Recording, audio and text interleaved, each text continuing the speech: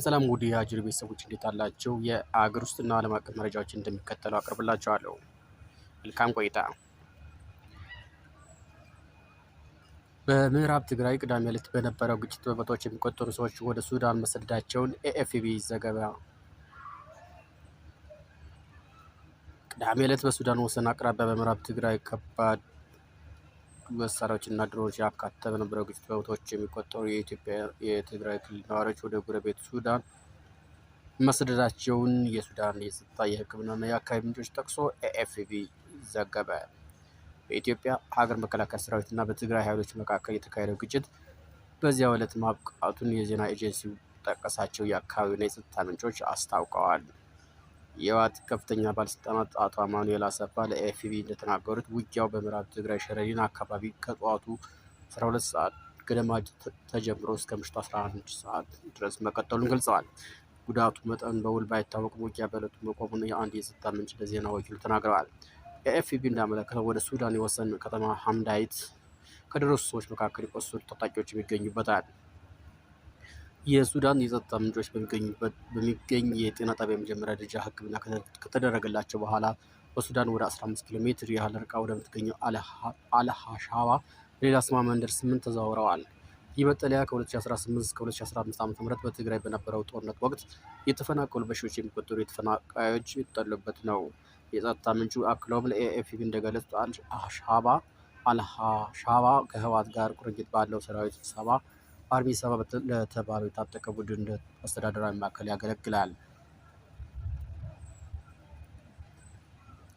የዚህ ቡድን አባላት በትግራይ ጦርነት ወቅት ወደ ሱዳን የሸሹ ታጣቂዎች ሲሆኑ በኋላም ከሱዳን ጦር ሰራዊት ጎን በመሆን ተዋግተዋል። ሱዳን የወሰን አካባቢ የሚኖሩ ነዋሪዎች ቅዳሜ ዕለት ቀኑን ሙሉ የፍንዳታና የተኩስ ድምፅ ይሰማ እንደነበር ተናግረዋል። ከወሰኑ 40 ኪሎ ሜትር ያህል ርቀት ላይ በሚገኘው ዋድ አልሁላይዋ የሚገኙ የዓይን ምስክሮች ጠዋት ላይ 3 ከባድ ፍንዳታዎች መሰማታቸውን የገለጹ ሲሆን በሐምዳይት የሚገኙ ሌላ ምስክር ደግሞ ቀኑን ሙሉ ፍንዳታዎችን በመስማት እና አውሮፕላኖች ከከተማ ደቡብ ምዕራብ አቅጣጫ ሲበሩ ማየቱን ተናግረዋል። ኤኤፍፒ የዓይን ምስክሮቹ ዘገባ በተናጠል ማረጋገጥ አለመቻሉን ገልጿል። ቅዳሜ ዕለት ህዝባዊ ወያነ ሓርነት ትግራይ ህወሓት የሚመራው የትግራይ ክልል ባለስልጣናት የፌዴራል መንግስት በምዕራብ ትግራይ ዞን ግልጽ ጦርነት ከፍቷል ሲሉ መክሰሳቸው መዘገባቸው ይታወሳል። የኢትዮጵያ ፌዴራል መንግስት ስለ ግጭቱ ዜናም ይሁን ስለቀረቡ ክሶች ይህ ዜና እስከተጠናከረበት ሰዓት እስካሁን በይፋ የሰጠው ምላሽ የለም።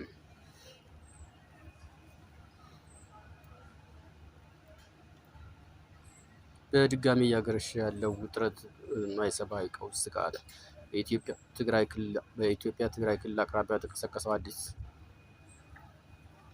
ግጭት ምክንያት በመቶዎች የሚቆጠሩ ሰዎች ድንበር አቋርጠው ወደ ጎረቤት ሱዳን እየሸሹ ይገኛሉ። እንደ ዘገባዎች ገለጻ በድንበር አካባቢዎች ከባድ መሳሪያዎች እንደ ድሮን ጥቃቱ ጥቅም ላይ የሚዋሉ ሲሆን ወደ ሱዳን ከገቡት መካከልም የቆሰሉ ታጣቂዎች ይገኙበታል። ህወሓት የኢትዮጵያ መንግስት አዲስ ወታደራዊ ዘመቻ ከፍቶብኛል ሲከስ፣ የትግራይ ጊዜያዊ አስተዳደር በበኩሉ የፕሪቶሪያው የሰላም ስምምነት ሙሉ በሙሉ አልተተገበረም ብሏል። ይህ አዲስ የኃይል እርምጃ አሰቃቂ የትግራይ ጦርነት ከተጠናቀቀ ከጥቂት ዓመታት በኋላ ሌላ ከባድ ሰብአዊ ቀውስ እንዳይከሰት ትልቅ ስጋት ተደቅኗል። ግብጽ፣ ሱዳን፣ ጅቡቲ፣ ኤርትራ እና ሶማሊያ በሳዑዲ አረቢያ የሚመራውን 8 ሀገራት ያካተተ የቀይ ባህርና የኤደን ባህረ ሰላጤ አዲስ የደህንነት ጥምረት ተቀላቀሉ። ሳዑዲ አረቢያ 8 የቀይ ባህርና በኤደን ባህረ ሰላጤ የሚገኙ ሀገራትን በማስተባበር አዲስ ተጨማሪ ባህር ላይ የደህንነት ጥምረት አዋቅራለች። ከእነዚህ 8 ሀገራት መካከል 5ቱ ሀገራት ግብጽ፣ ሱዳን፣ ጅቡቲ፣ ኤርትራ እና ሶማሊያ ናቸው። የታቀደው ህብረት ሳዑዲ አረቢያ፣ ዮርዳኖስ፣ የመንና 5ቱን የአፍሪካ ሀገራት ያካተተ ነው። ሳዑዲ አረቢያ የመከላከያ ሚኒስትር ባወጣው መግለጫ ጥምረቱ ዓላማው በቀይ ባህር ላይ በሚያዋስኑ ሀገራት መካከል ያለውን ቅንጅት ማጠናከርና ዓለም አቀፍ የባህር ላይ መስመሮችን፣ የንግድና የኃይል ማጓጓዣ መንገዶችን እንዲሁም የጋራ የባህር ላይ ጥቅሞችን መጠበቅ መሆኑን አስታውቀዋል። ጥምረቱ የተመሰረተው በቀጠናው ውጥረቶችና በንግድ መርከቦች ላይ የሚደርሱ መስተጓጎሎች እየጨመሩ የመጡበት ወቅት ላይ ነው።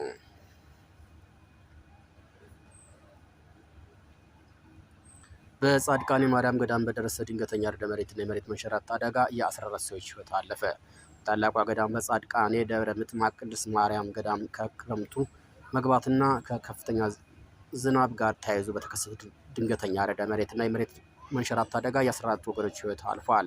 ለጸበል፣ ለሱባኤና ለመሳሰሉት ከአራቱም አቅጣጫዎች ተሰባስበው የነበሩ ምዕመናን ላይ በደረሰው በዚህ ልብ ሰባሪ አደጋ ተጨማሪ 5 ሰዎች ላይ ከፍተኛና መለስተኛ ጉዳቶች መድረሳቸው ተገልጿል።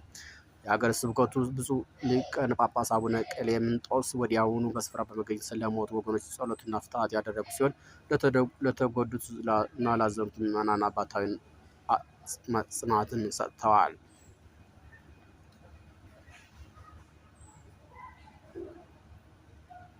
ዶናልድ ትራምፕ ከኢራን ጋር አዲስ ድርድር እንደሚጀምሩ ተናገሩ። ኢራን በበኩሏ አዲስ ውሸት ብለዋለች። የአሜሪካ ፕሬዚዳንት ዶናልድ ትራምፕ በኢራን ላይ ለማካሄድ ያቀዱት ከባድ የተባለ ወታደራዊ ጥቃት ማቀዳቸውን ተከትሎ ከሀገሪቱ ጋር አዲሱ ድርድር በዛሬው ዕለት እንደሚጀመር አስታውቀዋል። ትራምፕ ጥቃቱ ተፈጽሞ ቢሆን ኖሮ ከሁለተኛው የዓለም ጦርነት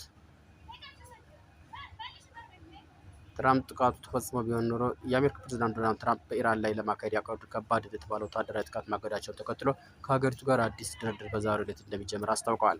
ትራምፕ ጥቃቱ ተፈጽሞ ቢሆን ኖሮ ከሁለተኛው የዓለም ጦርነት ወዲህ ትልቅ ጥቃት ሲሆን እንደነበር ገልጸው አሁንም ቢሆን በማንኛውም ሰዓት እርምጃ ለመውሰድ ዝግጁ ነን ብለዋል። ኢራን በበኩሏ ከዋሽንግተን ጋር ምንም አይነት የፊት ለፊት ድርድር ለማድረግ የታቀደ ነገር የለም ስትል አስተባብላለች። የኢራን የውጭ ጉዳይ ሚኒስቴር የአሜሪካ ልዑካን በመቀበልም ሆነ የዋሽንግተን ወደ ተደራዳሪ የመላክ እቅድ የለኝም ብለዋል። የኢራኑ የዜና ወኪል በበኩሉ ቴሄራን አሜሪካ ጥቃት እንድታቆም ጠይቃለች መባሉ አዲስ ውሸት ነው ሲል ዘግቧል። ፕሬዚዳንት ትራምፕ እሁድ ዕለት በፕሬዚዳንታዊ አውሮፕላን ኤር ፎርስ ዋን ላይ ለጋዜጠኞች በሰጡት መግለጫ ጥቃቱ ሲሰናዳ ኢራናውያን ተመልክተውት ስለነበር የጥቃቱን አቅም ያውቁ ነበር ብለዋል። አክለውም እየተነጋገርንባቸው ነው፣ ድርድሩም ነገ ሰዓት ይጀምራል ሲሉ ተናግረዋል። ትራምፕ ቀደም ሲል ትሩዝ ሶሻል በተሰኘው የማህበራዊ ትስስር ገጻቸው ባስተላለፉት መልእክት የስምምነቱ ዋና ዋና ነጥቦች በመያዛቸው ኢራን እና በመካከለኛው ምስራቅ የሚገኙ የአሜሪካ ወዳጆች ጥቃቱ እንዲዘገይ ጠይቀውኛል ብለዋል። በተለይም የሳውዲ አረቢያ አልጋ ወራሽ መሐመድ ቢን ሳልማን፣ የተባበሩት አረብ ኤምሬትስ እና ኳታር ጥቃቱ እንዳይፈጸም ግፊት ማድረጋቸውን ጠቅሰዋል። ትራምፕ ሲናገሩም ሁሉንም አዘጋጅተን ለመጀመር ተዘጋጅተን ነበር፣ ጥቃቱ እንዲቆም የጠየቁት ግን በሆርሙዝ ወሽመጥ እና በኒውክሌር ጉዳይ ላይ ስምምነት ላይ መድረስ ይቻላል ብለው ስለሚያምኑ ነው ብለዋል። ቢቢሲ በዘገባው እንዳስነበበው ኢራን በኦማን አዘጋጅነት በሆርሙዝ ደህንነት ላይ የሚደረገውን ድርድር እየተከናወነ መሆኑን አስታውቃለች ብለዋል። የፕሬዚዳንት ትራምፕ መግለጫ ተከትሎ በዓለም አቀፉ ገበያ የድፍድፍ ነዳጅ ዋጋ በዛሬው ዕለት የ4.5 በመቶ ቅናሽ አሳይቷል። በሆርሙዝ ወሽመጥ በኩል ከዓለም አቀፉ የድፍድፍ ነዳጅ እና የተፈጥሮ ጋዝ አቅርቦት 20 በመቶ ያህሉ የሚያልፍ በመሆኑ የካቲት ወር የጀመረው ግጭት በነዳጅ ዋጋ ላይ ከፍተኛ መዋዠቅ ሲፈጥር ቆይቷል። ውድ የአጅር ቤተሰቦች የዕለቱን መረጃዎች በዚያ አጠናቀናል። ሰላም።